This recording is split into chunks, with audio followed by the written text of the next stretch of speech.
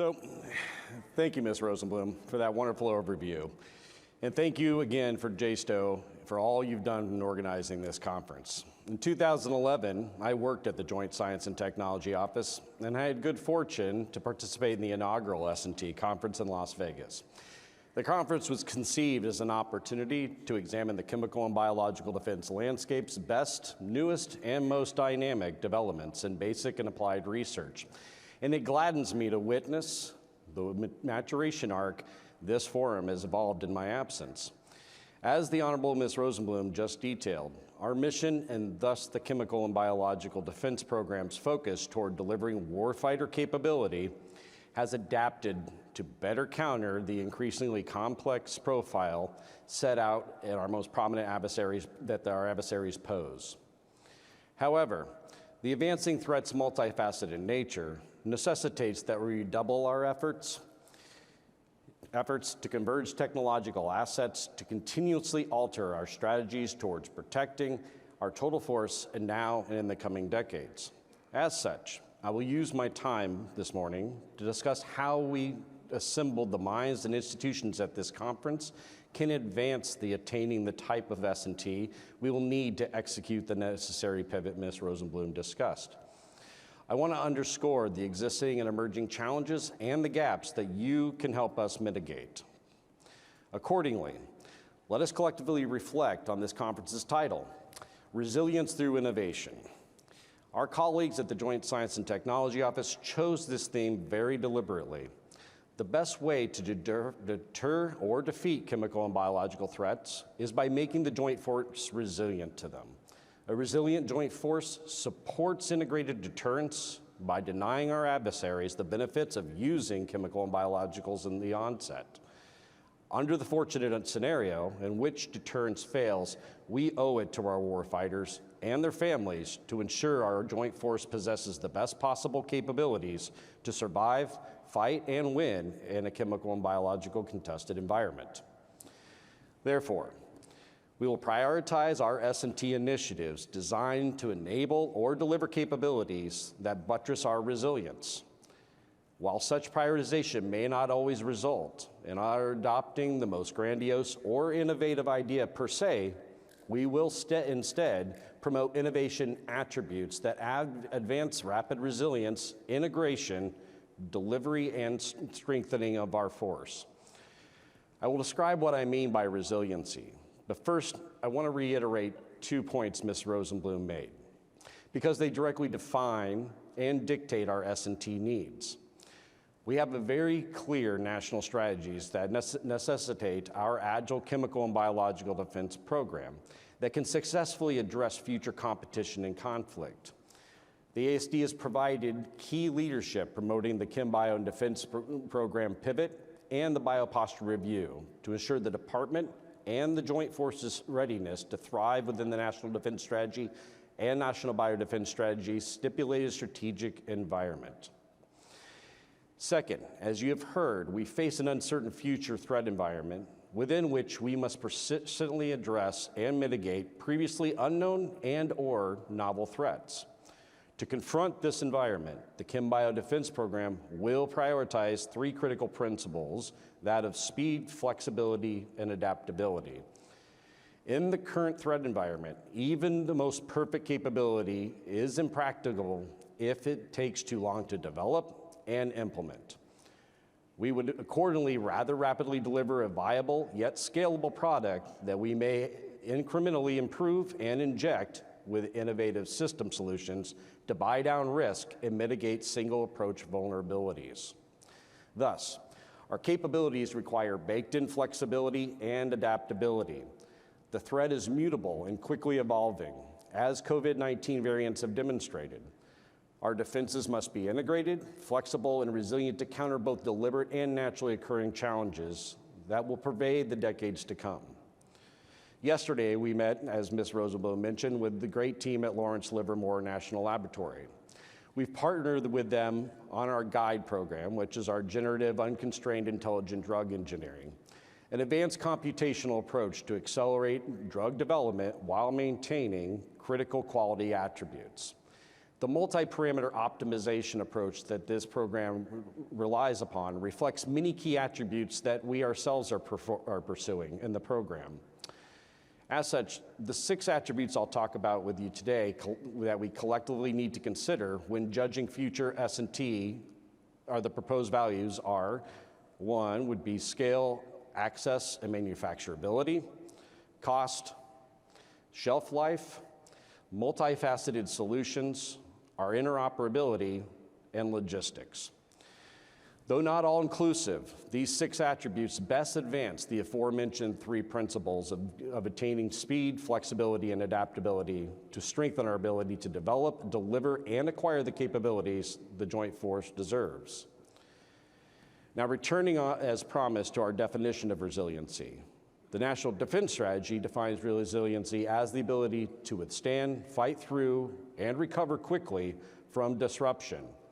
Our 6 S&T attributes will help deliver the resilience we require from our warfighters: systems, S&T approaches, partnerships, and manufacturing base. So with that, the first S&T attribute is scalability, access, and manufacturing. Even the world's best capability won't translate to resilience unless we can manufacture it at scale and when needed. The diversity of the threat we seek to overcome precludes our ability to stockpile our way out of risk.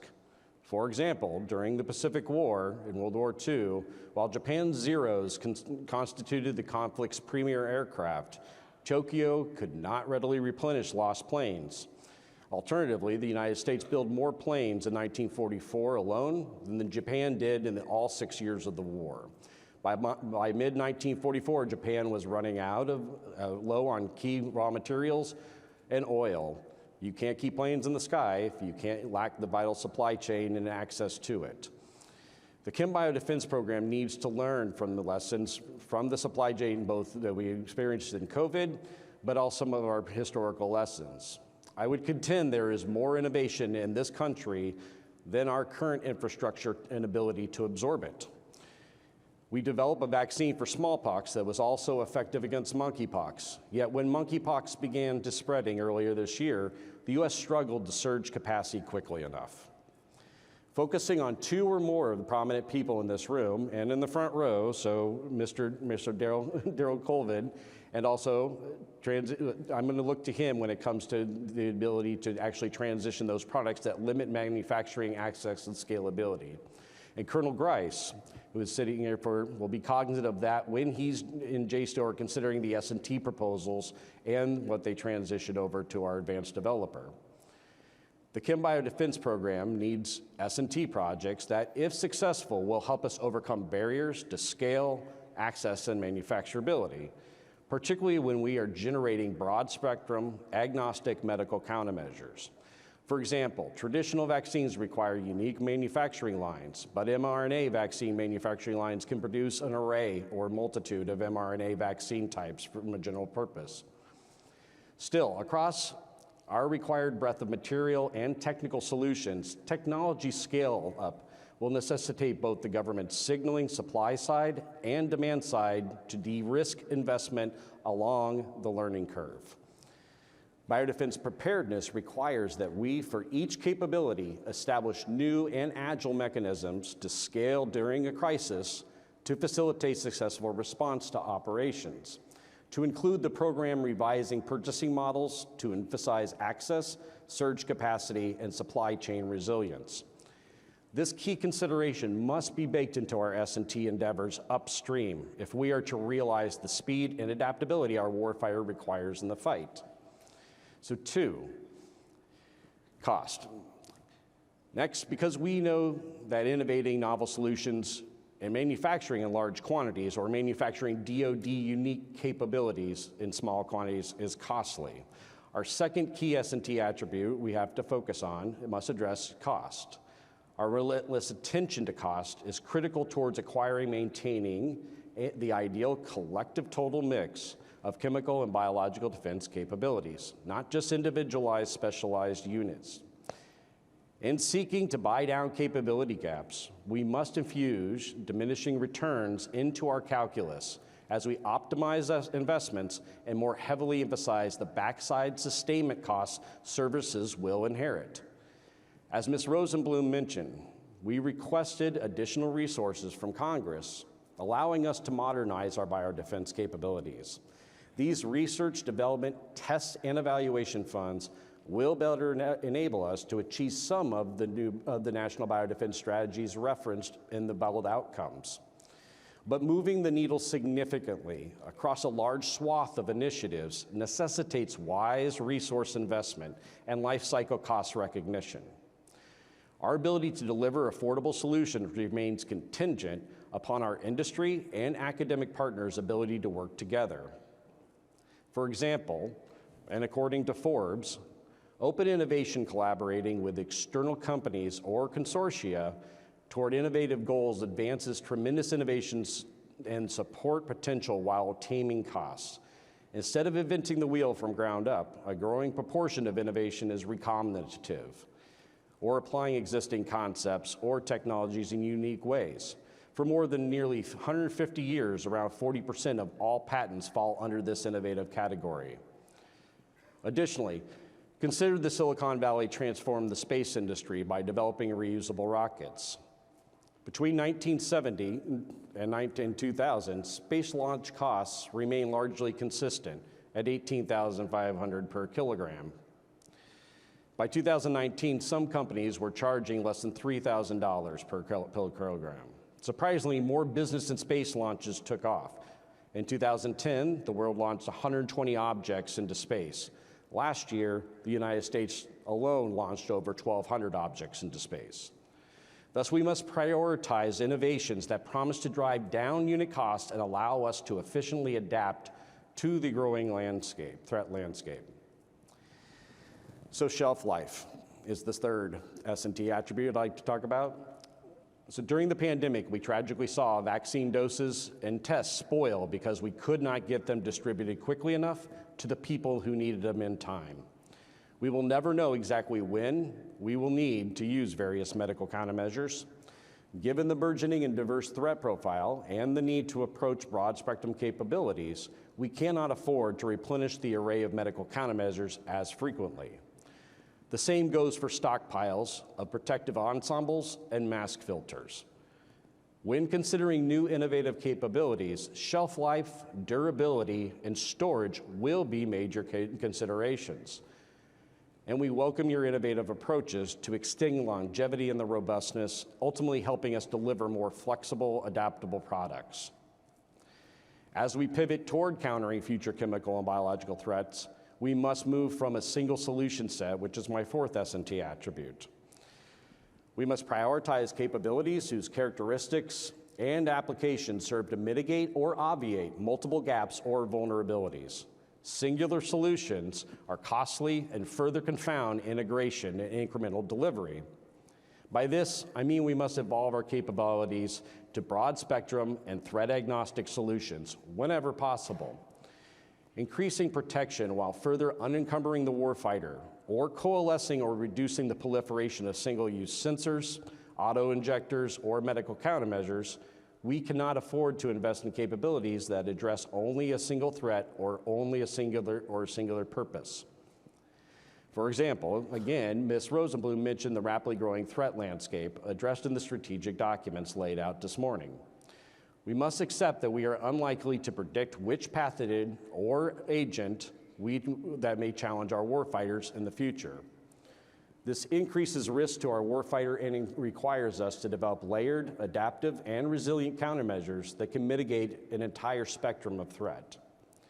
Historically, we've developed countermeasures using a one bug, one drug approach. While this approach previously worked well for a finite, defined threat list, we must now more heavily invest in broad spectrum and threat agnostic defensive countermeasures, medical or otherwise. Instead, we must leverage technology advances to develop products capable of discovering, identifying, and countering all threat agents. Additionally, we must move toward integrated capabilities that deliver early warning by combining disparate networks of sensors, surveillance, and physiological monitoring data through wearables and other detection platforms. Early warning and wearables are also a good example of my fifth S&T attribute, which is interoperability. As I have mentioned, the National Defense Strategy environment requires that we shift from siloed and specialized chem-bio defense methodology toward an integrated approach that seamlessly interfaces with warfighter platforms and general purpose capabilities. We need S&T to help overcome interoperability challenges. Wearables exemplify how we may leverage interoperability technologies to affect early warning. During COVID, a DoD algorithm was able to detect possible COVID-19 infection up to 48 hours before symptom onset by tracking users' vital signs. Based on this initial success, the chem-bio defense program, and particularly JSTO, is leading a department-wide pilot with the goal of standardizing future joint force wearables. That is standardizing the hardware the warfighter will wear. Once we have identified the hardware and can upload different software detection biological and chemical threats into that hardware as an app. So instead of fielding another piece of specialized equipment for specific use, concussion, blue force tracking, physiological and soldier performance, we can utilize new software to update for our specific needs. Equipment to enhance and that focus on our detection capabilities, similar to our smartphone apps. By downloading apps, I added ride sharing, banking, and video streaming capabilities to my iPhone. And soon, warfighters will be able to augment their present equipment with joint standardized wearables and capabilities. Our joint force moves towards aggregating, and then we move towards more deaggregating and disaggregating against our adversary throughout a theater of operation, the material solutions amongst the services must become more standardized and adaptable for the total force. Likewise, as the National Defense Strategy makes clear, allies and partners are central to everything we do. So we also need S&T that improves not just interoperability with other countries, but preferably interchangeability, as for example, we would hope to achieve standard canister and filter use for protective masks among allies. Given our updated National Defense Strategy focus, the tyranny of distance once again demands our solutions to not contribute to logistical constraints during a conflict, that being my sixth S&T quality here. Attribute. More importantly, our capabilities must actively reduce this burden, both for the individual warfighter and the larger defense logistics system. If and when a conflict occurs, what will go into theater first will be prioritized on planning and mission needs, and any solution with a complicated supply chain or over-reliance on bulk consumables will be hampering. Evaluating our material needs and innovating alternatives like non-aqueous decontamination, for instance, is a priority as we adapt to operational concepts. Likewise, pre-positioned storage and stockpiling will be at a premium, and thus what the warfighter takes forward in their kit and equipment needs to be optimized, lighter, and multifunctional. Just as early computers were extremely expensive and complex and bulky machines that only companies or universities owned, chem-bio defense was the purview of CBRN specialized forces. We are now trying to launch the equivalent of the personal computer revolution for chem-bio defense, making capabilities easily accessible and flexible across the entire general purpose force. So in conclusion, as you dive into this week's outstanding agenda, the panels and the expertise will be robust. But please keep in mind some of the attributes I just walked through to describe at the tip of your brain when you're in these meetings. The Chemical and Biological Defense Program will work better to transmit requirements over a longer period duration and stabilize our capability gap communication with this community so you can plan accordingly against your S&T and creative efforts. So, big ideas and creative approaches are needed, but innovation without purpose is a movement without a cause. Without intent or recognition of the outcomes required, innovation can detract from shots on goal. We are faced with a sense of urgency and abundant opportunities to build our industrial base and reconstitute a larger innovation community. As such, we welcome our S&T partners' ideas as to how we achieve the innovative resilience requisite to confront the evolving chemical and biological environment. It'll be an exciting 4 days. There will be a number of interesting panels and discussions, and I wouldn't be deficient if I first didn't call out my two primary partners in the efforts to advance our chemical and biological capabilities. First, I would like to call on Colonel Grice. Chris Grice as the acting director of JSTO.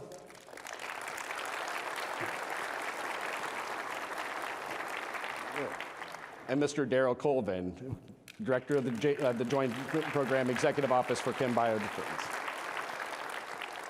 And then also plug that the three of us will be leading a panel tomorrow afternoon, which every single person in this room should attend, to talk about further how we're actually going and changing the chemical and biological defense program together in support of the department's efforts. So with that, I bid you goodwill, and I look forward to participating in the rest of the conference. Thank you all.